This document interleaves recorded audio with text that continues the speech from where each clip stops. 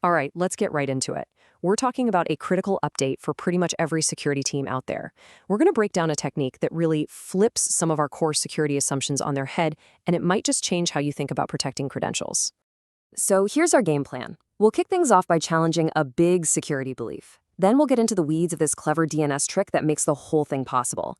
After that, we're putting on our black hats to walk through the exploit step by step before we switch over to the blue team side to see how to defend against it. And finally, we'll zoom out and talk about why this is something that needs to be on your radar, like yesterday. For years, the big push has been disable NTLM, move to Kerberos. And that's good advice. But a lot of us have started to think that just making that switch to Kerberos automatically solves all our credential relay problems. Well, as we're about to find out, there's a really dangerous assumption hiding in that belief. So let's just ask the big question right up front, the one this whole vulnerability forces us to answer. You did the work, you migrated off of NTLM, you're on Kerberos now, but are you actually safe? Is that the end of the road? And the short answer, unfortunately, is a hard no. And this right here is the key. It's the whole reason this vulnerability exists. Kerberos is a fantastic, strong protocol, but it's not some kind of magic shield. The protection against relaying isn't built into the protocol itself.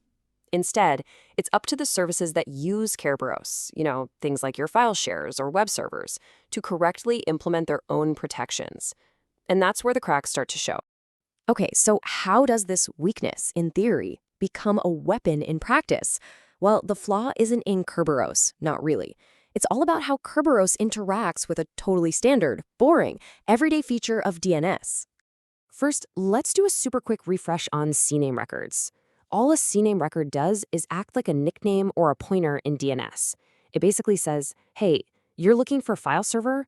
That's just a nickname. The real name is fileserver 01-prod-west. It's just a simple redirect, something your network uses thousands of times a day. And piece number 2 of the puzzle is the SPN, or Service Principal Name. In the Kerberos world, you can think of an SPN as the unique official address for a service. When your machine wants to connect to a specific web server, it has to ask the domain controller for an access ticket addressed specifically to that web server's SPN. It's how Kerberos knows who you're trying to talk to. So in a normal, happy world, the process is clean and simple. Your computer wants to get to server 01. It asks DNS, hey, what's the IP for server 01? It gets the IP back, then it goes to the domain controller and says, can I have a ticket to talk to the service running on server 01? Easy, secure, works perfectly. But here is where the magic trick happens. An attacker who's in the middle of the network intercepts that initial DNS request. Instead of giving back the real IP address for server 01, they send back a malicious CNAME record. They tell the client, oh, server 01? That's just a nickname for, let's say, the Active Directory certificate server. And the client, trying to be helpful, just follows the redirect. It then goes to the domain controller and says, hey, can I have a ticket for the certificate server? It has no idea it's been tricked into requesting a ticket for the attacker's target. So how do we turn this neat trick into a full-blown compromise? For all the red teamers and pen testers out there, let's walk through the playbook. And for the blue team, this is exactly what you need to understand to spot this in the wild. To pull this off, an attacker needs a couple of key things to be true.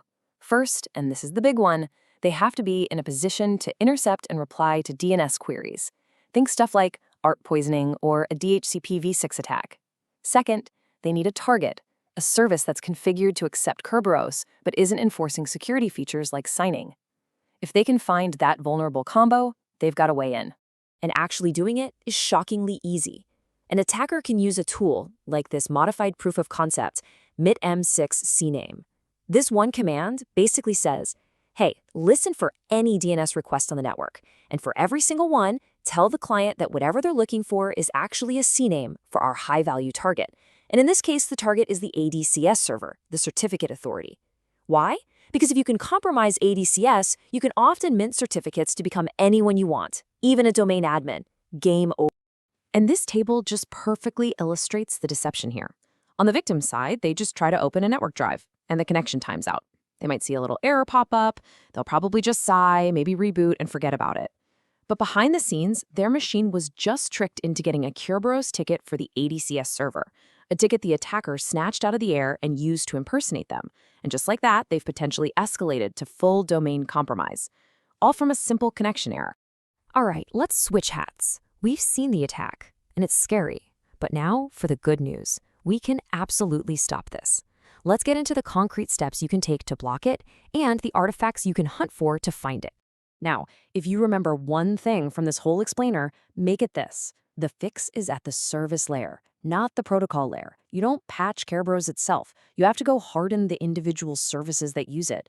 This table is your checklist. You need to go out and enforce SMB signing on all your servers. You need to mandate HTTPS and enable something called channel binding. You need to require LDAP signing. Each one of these settings is like closing and locking another door that this attack relies on.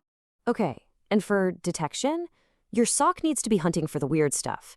Are you seeing a sudden spike in Kerberos ticket requests for a service that's rarely used? Are you seeing weird CNAME lookups pointing to sensitive servers? Or maybe something really strange, like a user browsing a website suddenly triggers an authentication event against a domain controller's file share. These are massive red flags for this kind of activity. So let's bring it all home. Why does this one technique matter so much, and why should it probably be at the top of your team's priority list right now? The impact here is very, very real. This isn't just about stealing a hash. This technique is a direct path for an attacker to achieve user impersonation, to move laterally across your network, and in a huge number of cases, to get remote code execution on your most critical servers, like your cert authorities and domain controllers. Now, to be fair, Microsoft did issue a patch for this, under this CVE, and that's a good thing. It enforces channel binding for web servers running http.sys. But, and this is a really big but, that only closes one door. It only protects against relaying to those specific web services. The underlying CNAME abuse technique against other things like SMB or LDAP is still wide open if they aren't configured properly. And this timeline really tells the story of urgency. The bug is disclosed, a partial patch comes out, but almost immediately the full research drops, and a public working proof of concept tool hits GitHub. The clock is ticking, and the attackers are not waiting around. So I want to leave you with this final, really important question to take back to your teams. It's not about if you're using Kerberos. It's about how the services that depend on it are configured. Can you say with 100% certainty which of your critical servers are actually enforcing these protections today? Because you can have 1,000 secure servers, but an attacker only needs to find the one you miss.